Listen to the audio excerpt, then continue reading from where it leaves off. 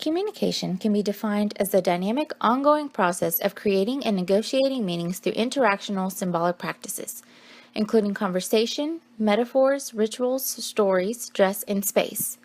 Therefore, in any situation, it's important to have a clear understanding of the fact that communication itself entails more than just the words used in the transfer of messages between one party and another. When communicating cross-culturally, the communication process becomes even more complex, as the cultural and value differences between senders and receivers may lead to misunderstandings and sometimes even conflict.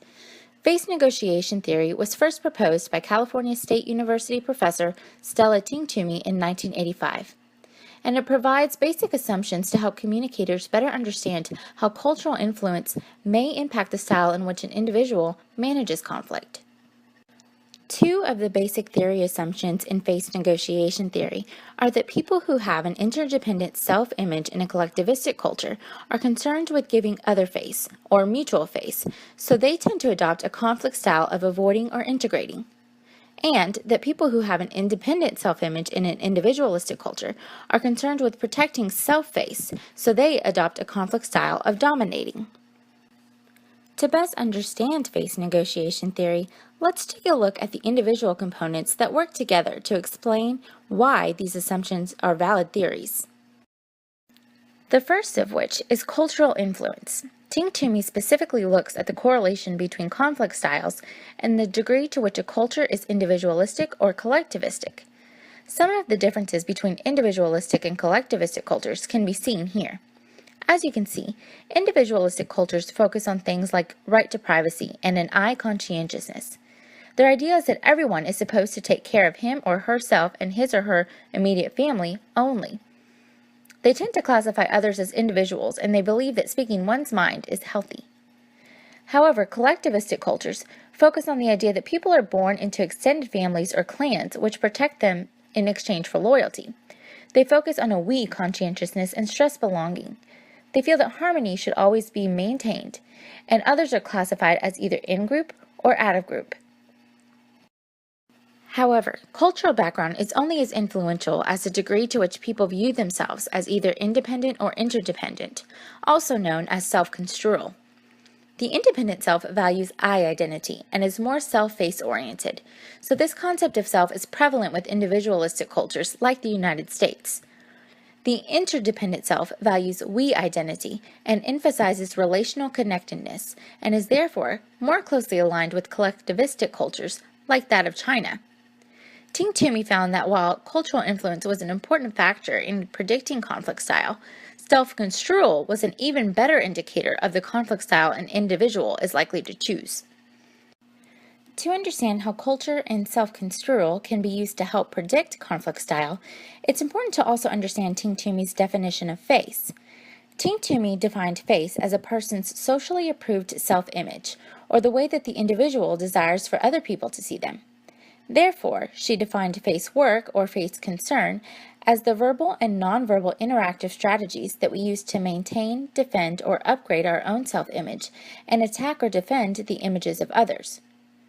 The 2 degrees of face work or face concern that would allow us to map how a person values the idea of saving face are known as face restoration and face giving. Face restoration is a face work strategy that holds regard for self and seeks to preserve autonomy or defend against loss of personal freedom. This is typically utilized by individualistic cultures. Face giving, or the face work strategy that holds regard for others and is used to defend and support another person's need for inclusion, is typically utilized by collectivistic cultures. Tingtoomey proposes that conflict management styles can be predicted based on the application of face negotiation theory and identifies the following 8 conflict styles as potential possibilities: avoiding or responding to conflict by means of withdrawal, obliging or accommodating by means of giving in to the other person's desires, compromising by negotiation, dominating or competing to win, integrating by means of problem solving through open discussion, emotional expression or the management of conflict by disclosure or venting of feelings, passive aggressiveness, including making indirect accusation and showing resentment, and utilizing third-party help, or the method in which parties seek the aid of a neutral party to help them resolve differences. Determining which style an individual is most likely to choose in their conflict response is relative to the degree in which they value self-face and other-face, and to their identification with characteristics of either a collectivistic or individualistic culture. This model maps the conflict styles according to their culture-related face concern, therefore allowing conflict style to be a predictable element based on the flow of components identified in face negotiation theory. So now that we understand how the components of face negotiation theory work together to predict conflict style, let's review the basic assumptions again. Face negotiation theory suggests that people who have an interdependent self-image and a collectivistic culture are concerned with giving other face, or mutual face, so they adopt a conflict style of avoiding or integrating. And people who have an independent self-image and an individualistic culture are concerned with protecting self-face, so they adopt a conflict style of dominating. The best way to apply these new understandings, however, is to see the assumptions of face negotiation theory in action. The following scenes will show how the same conflict is dealt with in two different cultures. What are you doing there, American sister? Oh, I'm finding Amber.